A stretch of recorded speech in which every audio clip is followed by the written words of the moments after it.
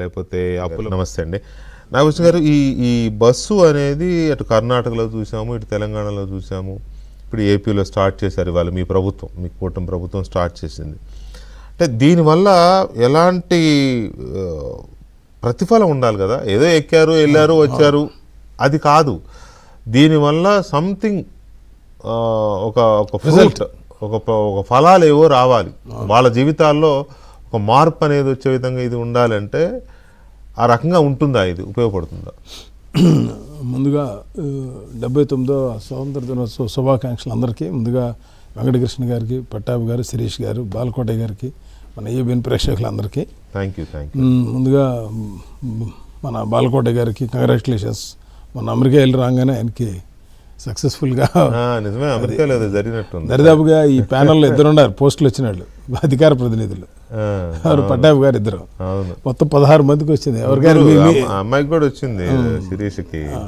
మొత్తం 16 మంది అయ్యారు ఇప్పటికి. ఇది మన ఏబిఎన్ డిబేట్కి వచ్చేవాళ్ళు ఎవరన్నా కానీ 16 మందికి పోస్టులు.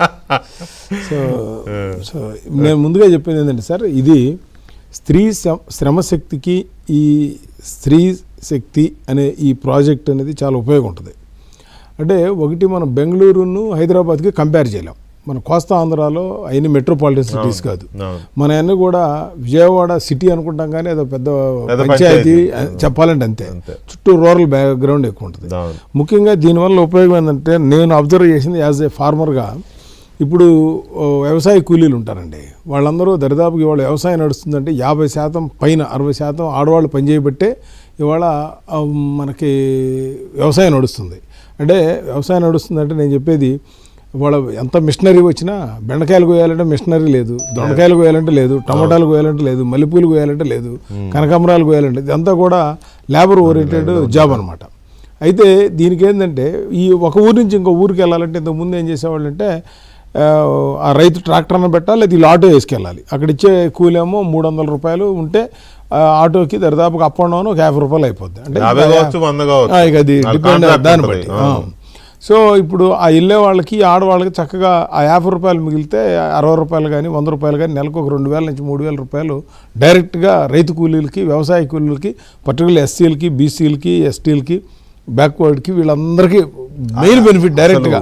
విపరీతమైన ఇది గ్రామాల్లో, అది వ్యవసాయ కూలీలు కానీ, లేకపోతే మీరు అన్నట్టు ఇతరత్ర పనులు చేసేవాళ్ళు కానీ. తర్వాత ఇప్పుడు ఇంకా మెయిన్ ఏంటంటే, ఇంతకు ముందు ఏంటంటే సిటీకి వెళ్ళి ఎవరన్నా ఇళ్లలో పని చేయాలనుకోండి, అక్కడ వాళ్ళు ఇచ్చేది 6000 ఉంటుంది. ఒక 2-3 అపార్ట్మెంట్లో పని చేయాలంటే 6000 అంటే దానికి మళ్ళీ 2000 మన టికెట్లు పోతాయి బస్కి.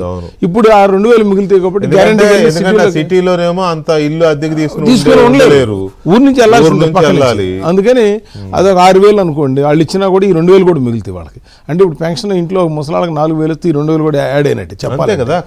చాలా మందికి ఇంతకు ముందు బస్సు మనకి ఇంత డబ్బులు, నిర్మాణ కార్మికుల్లో సగం మంది లేడీసే, బుచ్చలు మూసే వాళ్ళందరూ లేడీసే ఉంటారు. పల్లెటూరు నుంచి వస్తారు, సాయంత్రం పని చేసుకుని వెళ్తారు, ఇటుకలు మోస్తారు. రేపు రాజధానిలో వర్క్ చేయాలంటే చుట్టుపక్కల ఉన్న విలేజ్ అందరూ కూడా బస్కి వచ్చి అక్కడ బస్సులు మోయడం కానీ, పెయింట్లు వేసే దగ్గర కానీ, వేరే ప్లంబింగ్ వర్క్ ఇవి కాక హాస్పిటల్లో నర్సులు ఉంటారు, వాళ్ళకి ఇది చాలా ఉపయోగం. ఎందుకంటే వాళ్ళకి కూడా 15,000 కంటే వాళ్ళకి శాలరీ రాదండి. మనం ఏదో నర్సులు తెల్ల డ్రెస్ వేసుకుని వాళ్ళకి ఎక్కువ వస్తా అనుకుంటాం, ప్రైవేట్ టీచర్ వీళ్ళందరికీ కూడా చాలా మంది. సో వీటికి ఏంటంటే మెయిన్, ఇప్పుడు హైదరాబాద్లో మొదట్లో వచ్చినప్పుడు కిక్కిర్స్ బస్సు ఎక్కడాలు, ఆ గందరగోళాలు జరిగినాయి. మనకు ఆ పరిస్థితి ఉండదు. మనకేంటంటే మొత్తం పాపులేషన్ డిస్ట్రిబ్యూట్ అయి ఉంటుంది. మనకు ఇక్కడ ఏంటంటే ఐటీ వాళ్ళు కానీ అందరూ మొదట్లో ఇదేదో వేలం పల్లెల్లో కూడా మొదట్లో వేలం అలా కాదు, ఇప్పుడు వీళ్ళకి ఏంటంటే, ఇప్పుడు పని లేని వాళ్ళు అంత పెద్ద పని పడలేక ఎవరు ఎక్కరు కదా, పన్నున్నాళ్లే దరిదాపుగా వెళ్తారు. కాకపోతే ఏంటంటే, ఇందాక దీన్ని మిస్యూజ్ చేయకూడదు అన్నారు సార్. ఎవరైతే యూత్ ఆడపిల్లలు ఉంటారో వీళ్ళు ఈవినింగ్ అవ్వగానే ఇంటికి జాగ్రత్తగా వెళ్ళటం, ఇవన్నీ కేర్ఫుల్గా తీసుకోవాల్సిన అవసరం. తల్లిదండ్రులు కూడా ఆడపిల్లలు అంటే ఒక దీని వల్ల భయం వల్ల స్కూల్ మానిపించేయడం, డ్రాప్ అవుట్స్ 10th క్లాస్ తర్వాత వీళ్ళకి లేదు, 10th క్లాస్ వరకు ఫ్రీ బస్ ఉంది, తర్వాత లేదు. ఇప్పుడు ఈ డ్రాప్ అవుట్స్ ఎవరైతే ఉంటారో 30-40 కిలోమీటర్లు ఉన్న కాలేజీలకు కానీ ప్రైవేటా గవర్నమెంటా ఏదైనా సరే బస్సు కూడా ఉంటుంది కాబట్టి వాళ్ళ ఫీజు రింబర్స్మెంట్ డబ్బులు వస్తున్నాయి కాబట్టి బ్రహ్మాండంగా వాళ్ళకి తల్లికి వందనంలో అది వస్తుంది. భయం కూడా ఉండదు కదా, భయం కూడా ఉండదు ప్రశాంతంగా. ఇప్పుడు ఇంకొక ఇండైరెక్ట్గా నేను చెప్తాను. ఇప్పుడు సపోజ్ ఒక రైతు ఉన్నాడు అనుకోండి, రైతు టౌన్కి వెళ్ళి విత్తనాలు కొనుక్కురావాలి, లేదా 4 ఏదైనా మందులు కొనుక్కురావాలి, భార్యను పంపిస్తాడు అవసరం అయితే. ఏది ఇది బాగుంది. మరి అంతే కదా, ఆయన పొలంలో పని చేస్తుంటే కనీసం ఇప్పుడు 100 కానీ ఇక్కడ నేను ఎందుకు చెబుతున్నానంటే సార్, 100 రూపాయలు కూడా రైతుకి ఎక్కువే సార్. ఇవాళ వ్యవసాయం చేసుకోవడం అంటే అటెంప్ట్ టు సూసైడ్. నేను చెప్తున్నా, మీరు ట్రాన్స్పోర్టేషన్ ప్రాబ్లం వల్ల కూలీలు రాకూడదు. ఇవాళ మెయిన్ ఎవరు పని చేసేవాళ్ళు లేరు. ఆఖరికి మీరు నెలకు 20,000-30,000 ఇస్తామన్నా కూడా ఇంజనీరింగ్ చదివిన వాళ్ళు వాచ్మెన్ గా పనిచేయడానికి సిద్ధపడుతున్నారు, కానీ పొలంలో వచ్చి పని చేయమని సూపర్వైజర్ గా చేయమని చేయరు. అట్లాగే ఇంకొక 10 ఏళ్ల తర్వాత, ఇంకా 15 ఏళ్ళు కూడా కాదు, 10 సంవత్సరాల తర్వాత మన భారతదేశంలో ఇప్పుడు ఉన్నట్టు 55-65 ఏళ్ళ మధ్యలో వాళ్ళు ఇప్పుడు పనిచేస్తున్నారు. ఇప్పుడు ఈ మనకి ఈ ఫీల్డ్ 60 ఏళ్ళు తర్వాత వీళ్ళ టైం అయిపోతే ఇప్పుడున్న జనరేషన్ ఎవరికి పొలం వెళ్ళి కలుపు తీయమంటే తీసే. ఇప్పుడు అమెరికాలో ఏంటంటే ఒక 10 రకాల ఐటమ్స్ ఉండేది. అక్కడ బంగాళదుంపలు, ఉల్లిపాయలు, క్యాలీఫ్లవర్ అంతా మాస్ ప్రొడక్షన్, అంత మిషన్లు చేస్తాయి. ఇక్కడ మీరు ఏది కూడా మన వెజిటబుల్స్, మన కల్చర్ వేరు, మన ఫుడ్ హ్యాబిట్స్ వేరు. సో ఇప్పటికైనా సరే గవర్నమెంట్ ఈ అగ్రికల్చర్ దాని మీద స్పెషల్ చేయాలి. అంటే ఇప్పుడు ఈ బస్సులో ఏంటంటే కొంతవరకు రైతుకి ఇండైరెక్ట్ గా ఉపయోగపడుతుంది నా ఉద్దేశం. నేను అంటుంది ఇండైరెక్ట్ గా రైతుకు ఉపయోగపడుతుంది నా ఉద్దేశం, వ్యవసాయానికి ఉపయోగపడుతుంది.